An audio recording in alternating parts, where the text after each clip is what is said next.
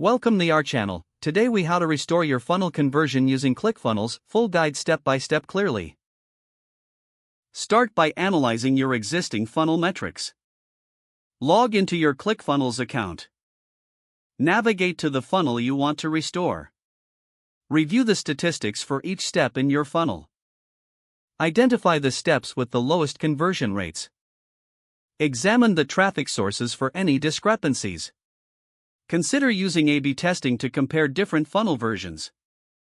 Create variations of your funnel pages. Focus on headlines and calls to action. Test different images and videos to see what resonates best. Make sure your page load times are optimized.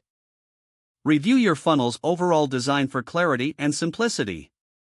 Ensure your offer is compelling and clearly communicated. Address any objections potential customers may have.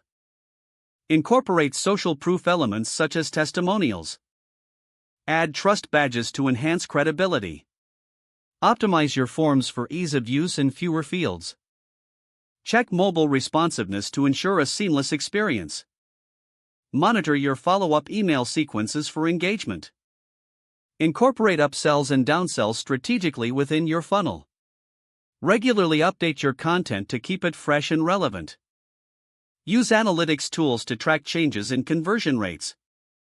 Adjust your strategies based on the data collected. Revisit your advertising campaigns for alignment with your funnel.